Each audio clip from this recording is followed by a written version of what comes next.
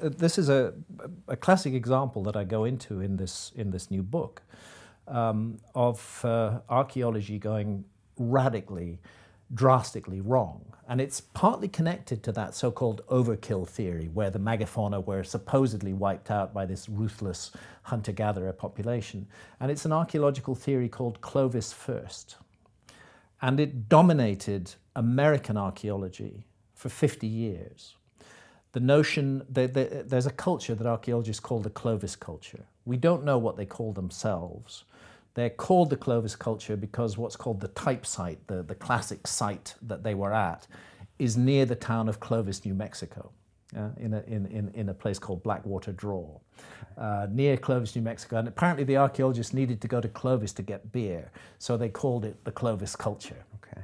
And this Clovis culture, there's no evidence of it in North America before 13,600 years ago. It flourishes for about 800 years, and 12,800 years ago, it vanishes completely from the picture.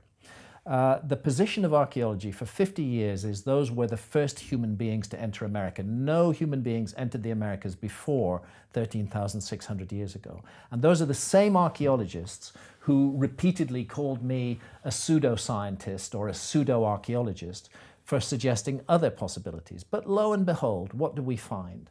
Round about 2010 onwards, the evidence becomes overwhelming that Clovis was not first at all, not first by even a tiny margin, a huge margin, first by a huge margin, not 25,000, 35,000, 50,000.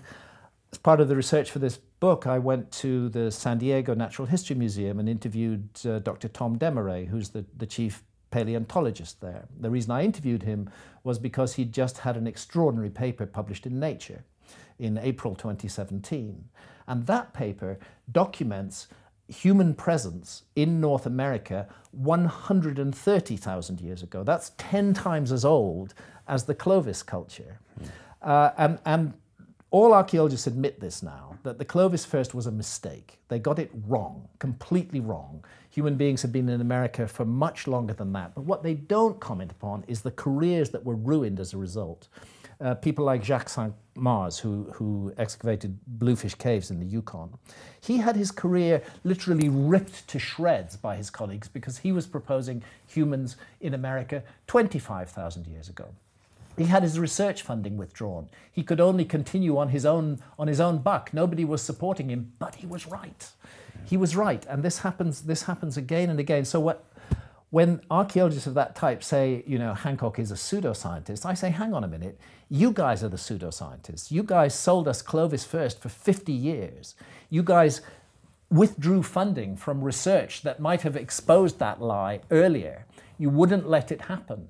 And that's not right. It shouldn't be that way. Archaeologists should not take the view that they have got a firm and fixed picture of the past, because actually we know so little about the past. They should always be saying this is our provisional position, but we are open to other possibilities. Because if they don't say that, those other possibilities are going to come along and kick them in the ass pretty soon. And that's what's happened with Clovis first. And Clovis first is not a small matter, because if human beings have been in the Americas for 130,000 years instead of for 13,000 years, why, there's 100,000 plus years that archaeologists just haven't looked at because of their preconceived notion that there was going to be nothing to find.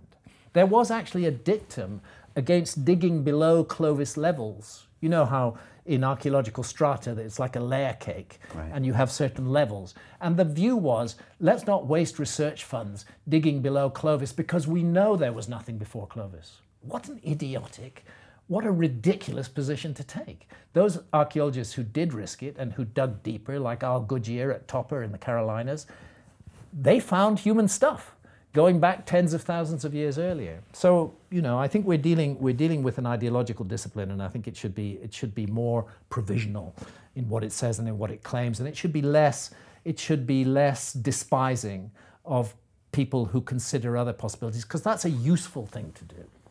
It's useful to consider other possibilities, even if they're wrong. Science should never get locked in a narrow channel and say everything outside the bounds of this channel is not subject to investigation. It's really a mistake.